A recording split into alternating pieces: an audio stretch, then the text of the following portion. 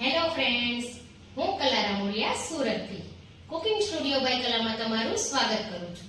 આજે આપણે જોઈશું કાજુ કેસર શ્રીખંડ.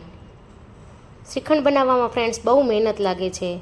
એક દિવસ દહીં મેળવવું, બીજા દિવસે તેનો મસ્કો તૈયાર કરવો અને ત્રીજા દિવસે તેમાંથી શ્રીખંડ બનાવવું. હવે આ મારી ટ્રીકથી આ બધી ઝંઝટ નથી કરવાની. ના તો દહીં મેળવવાનું છે, ના તો મસ્કાને એક દિવસ માટે ટાંગી રાખવાનો છે. ફટાફટથી માત્ર 1 જ કલાકમાં બની જાય તેવું હોમમેડ શ્રીખંડ આજે આપણે બનાવીશું, પરફેક્ટ ટીપ અને ટ્રીક સાથે. જો તમને આઈસ્ક્રીમને પણ ભૂલી જશો એટલું સરસ આ શ્રીખંડ બનીને તૈયાર થાય છે. તો ચાલો જોઈ લઈએ રેસીપી. જો તમને મારી રેસીપી પસંદ આવે તો મારી ચેનલને લાઇક, શેર, સબસ્ક્રાઈબ અને કમેન્ટ કરવાનું ના ભૂલતા. તો ચાલો જોઈ લઈએ રેસીપી.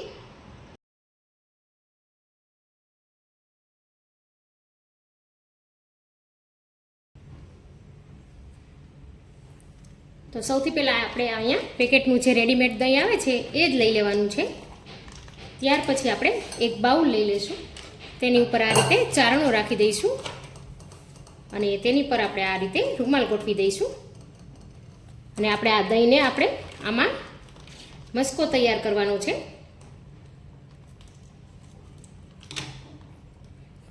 તો આ દહીંને હું આમાં લઈ લઉં છું. આ દહીં યુઝ કરવાથી પાણીનો ભાગ વધારે નહીં નીકળે અને ખૂબ જ સરસ એવો મસ્કો આપણો બનીને તૈયાર થાય છે. તો મેં અહીંયા 1 લીટરનું પેકેટ લઈ લીધું છે. તેમાંથી આપણે કેટલું દહીં બનીને તૈયાર થાય એ તો મેં આ મસ્કો તૈયાર કરી લીધો હતો. આવી રીતે જુઓ, ખૂબ સરસ એવું આમાંથી પણ પાણી નીકળી ગયું છે. તમે જોઈ શકો છો કે તો આ મસ્કાને આવી રીતે આપણે ટાઈટ કરી ઉપર કોઈ ભારે વાસણ રાખી દેવાનું છે. આ રીતે ટાઈટ કરી દેવાનું છે. તમે જોઈ શકો છો કે પાણી ખૂબ સરસ એવું નીતરી રહ્યું છે. તો આ રીતે ભારે કરી અને ઉપર આ રીતે પ્રેસ કરી અને કોઈ પણ ભારે વાસણ રાખી દઈશું. તો હું આની ઉપર આ રીતે એક ડીશ આ રીતે સીધી મૂકી દઉં છું અને એની ઉપર આ ભારે વાસણ મૂકી દઉં છું કે જેથી કરી ફટાફટથી પાણી નીકળી જાય. તો ફ્રેન્ડ્સ, હવે આને અડધી કલાક થઈ ગઈ છે. તો આપણે તેને ખોલીને જોઈ લઈએ. તો તમે જોઈ શકો છો કે પાણી કેટલું બધું, આપણને એવું લાગે કે દહીં આપણે બહારનું લઈએ તો તેમાં પાણી નથી હોતું, પણ ખરેખરમાં તો ઘણું બધું પાણી છે. તો હવે આપણે એક વસ્તુ કરવાની છે. આ પોટલીને આપણે હાથેથી એકદમ સરસ ટાઈટ બાંધવાની છે આ રીતે.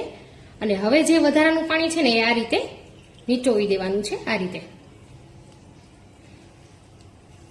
જો હજી પણ નીકળી રહ્યું છે, પણ આપણે એકદમ નથી નીચોવાનું. એટલે અડધી જ કલાકમાં માત્ર આપણે બનાવવું હોય તો આ રીતે આપણે બનાવી શકીએ છીએ.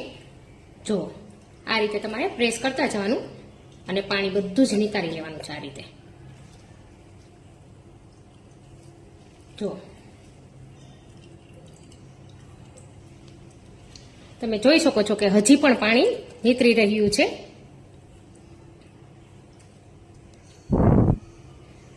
આ રીતે હળવા હળવા હાથે આપણે પોટલીને થોડા થોડા આટી મારી અને આવી રીતે પાણી નીચોડી દેવાનું છે. હવે આપણે એકદમ પાણી કાઢી નાખીશું તો પણ સારું નહીં બને. તો આપણે થોડું પાણી રાખી દઈશું. જો તો હું તમને બતાવું. તો જુઓ, તમે જોઈ શકો છો કે એકદમ સરસ મસ્કો આ રીતનો તૈયાર થઈ ગયો છે. આ રીતનો. તો હજી પણ તમારે જો વધારે ઘટ્ટ બનાવવું હોય તો તમે કાઢી શકો, પણ મને આ ઇનફ લાગે છે હવે. અથવા તો હજી તમારે થોડી વાર રાખવું હોય તો રાખી શકો. તો હવે આપણે આ મસ્કો કેટલો છે તે વજન કરી લઈએ એકવાર રૂમાલની સાથે જ. જો 1 લીટરમાંથી ખાલી 435 ગ્રામ જેટલો તૈયાર થયો છે. તો હવે આપણે પાણી આ કાઢી નાખીશું. તો હવે આપણે પાછું ચાળણી આ બાઉલ ઉપર રાખી દઈશું અને આ મસ્કાને આપણે ચાળણીમાં લઈ લેવાનો છે.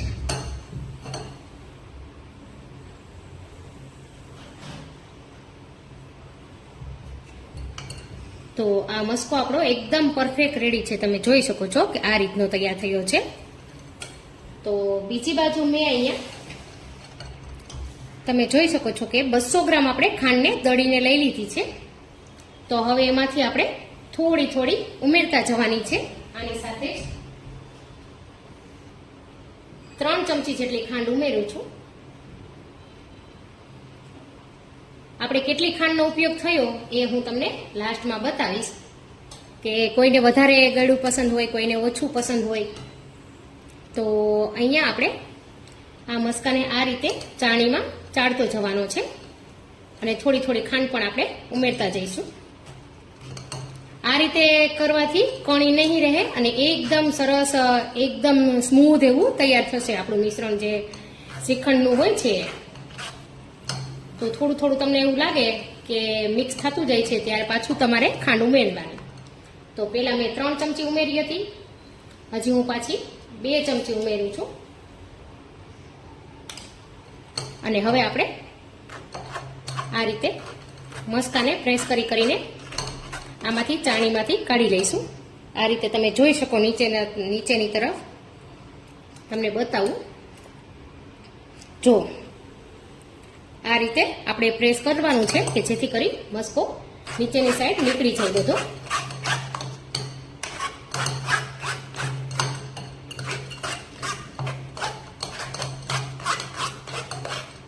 આવી રીતે ચાળતું જવાનું છે ખાંડ સાથે.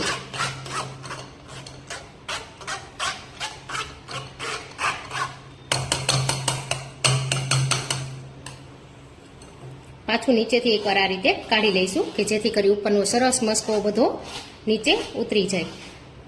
આ રીતે કાઢતું જવાનું છે.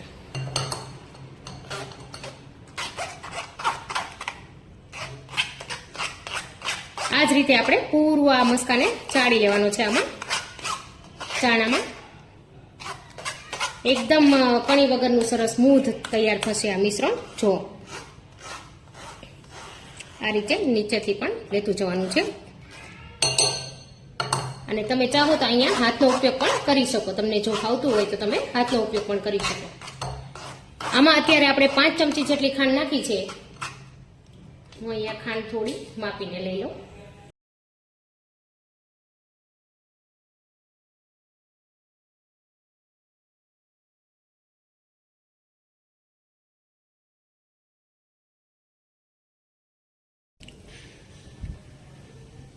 તો હવે હું હાથની મદદથી કરીશ કે જેથી કરી સરસ ફટાફટથી આપણે મિક્સ થઈ જશે અને ફટાફટથી આપણે નીચેથી આ રીતે મસ્કો નીકળી જશે. જો તમે જોયું કે હાથથી તો એકદમ ફટાફટથી થાય છે.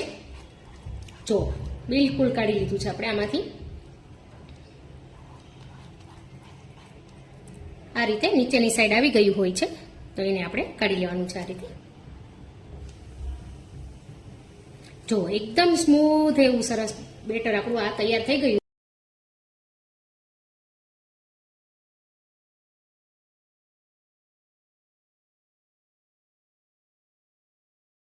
તો મેં અહીંયા ટોટલ 200 ગ્રામ ખાંડનો પાવડર યુઝ કર્યો હતો. એમાંથી આમાં મેં શ્રીખંડ બનાવવા માટે 100 ગ્રામ જેટલો ખાંડના પાવડરનો ઉપયોગ કર્યો છે. હવે એકવાર ટેસ્ટ કરી લેવું. જો જરૂર પડે તો વધારે આમાં ઉમેરીશું.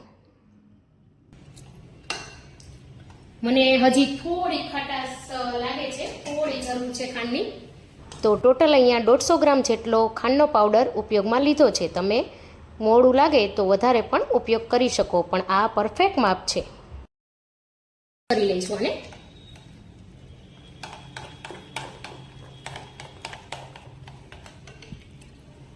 જો કેટલું સરસ મિશ્રણ આપણું તૈયાર થઈ ગયું છે. તો બીજી સાઈડ મેં અહીંયા કેસર છે એને પલાળીને રાખ્યું. આપણે કેસર અને કાજુનું શ્રીખંડ બનાવીએ છીએ તો કેસર મેં રાખ્યું છે. એમાંથી તમને જરૂરિયાત મુજબ તમે ઉમેરી શકો. તો હું અહીંયા કેસરને તાતણા સાથે ઉમેરું છું. તેનો ટેસ્ટ ખૂબ જ સરસ આવશે. 1 ચમચી જેટલું દૂધ લીધું છે, મોટી ચમચી જેટલું. અને સાથે જ આપણે કાજુના ટુકડા ઉમેરી દઈશું. અને હવે આપણે પાછું સારી રીતે મિક્સ કરી લઈશું.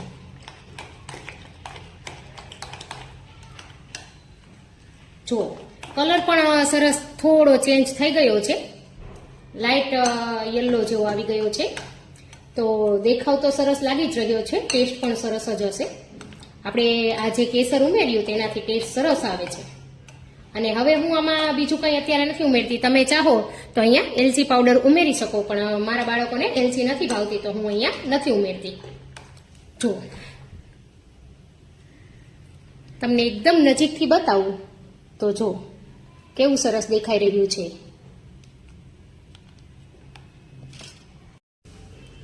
તો હવે આ શ્રીખંડને આપણે એક એરટાઈટ ડબ્બામાં ભરી અને 3 થી 4 કલાક માટે ફ્રીજમાં રાખવાનું છે. કેમ કે થોડું ઠંડુ હશે તો જ શ્રીખંડ મજા આવશે.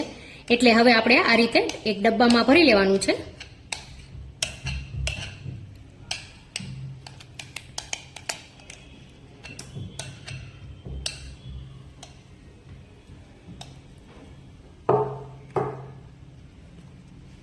જો સરસ એવું શ્રીખંડ આપણું બનીને તૈયાર થઈ ગયું છે.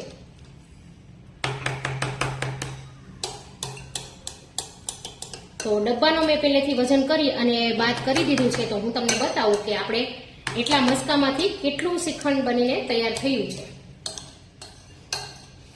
તો મેં અહીંયા ડબ્બાનો વજન માઇનસ કરી લીધો હતો પહેલા જ. તો અત્યારે આપણે તમે જોઈ શકો છો કે 470 ગ્રામ જેટલું આ તૈયાર થયું છે, એટલે કે 500 ગ્રામ. જો ઘરનું શુદ્ધ એકદમ તૈયાર થયું છે. તો હવે આપણે તેને ફ્રીજમાં મૂકી દઈશું. તમે 1 કલાક માટે ફ્રીઝરમાં મૂકશો અને તરત ખાવું હશે તો 1 જ કલાક ફ્રીઝરમાં મૂકી દેશો તો પણ ચાલશે. પણ જો તમારી પાસે ટાઈમ હોય તો આપણે તેને 3 થી 4 કલાક માટે ફ્રીજમાં રાખીએ. તો હવે 2 થી 3 કલાક ફ્રીજમાં રાખ્યા પછી તમે જોઈ શકો છો કે કેસર અને કાજુ કેટલો સરસ શ્રીખંડનો દેખાવ આવી રહ્યો છે. આ રીતે જો એકદમ સરસ થીક થઈ ગયો છે. તમને નજીકથી પણ બતાવું. જો જાણે આઈસ્ક્રીમ હોય ને એ રીતે આપણો શ્રીખંડ તૈયાર થઈ ગયો છે. આ રીતે ફ્રીજમાં રાખવાથી ખૂબ જ સરસ એવું શ્રીખંડ તૈયાર થાય છે. જો તો હવે આઈસ્ક્રીમની જેવો જ સરસ મજાનો શ્રીખંડ આપણો. તો હવે આ શ્રીખંડને આપણે એક બોલમાં લઈ લેશું. જો ચમચીમાંથી પણ નથી પડતું એટલું સરસ થીક બનીને તૈયાર થયું છે. જો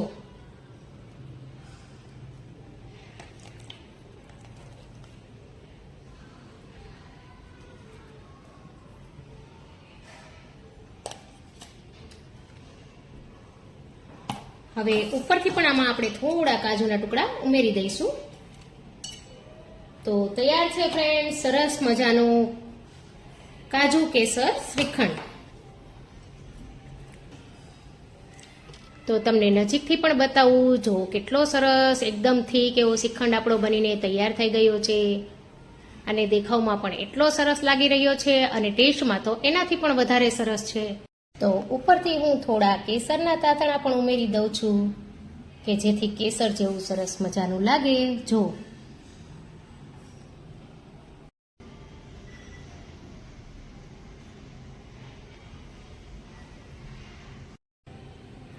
તો ફ્રેન્ડ્સ જો આપણો એકદમ થીક મલાઈદાર કાજુ શ્રીખંડ બનીને અહીંયા તૈયાર છે. જો તેની થિકનેસ પણ તમે જોઈ શકો છો કાજુ કેસર શ્રીખંડની.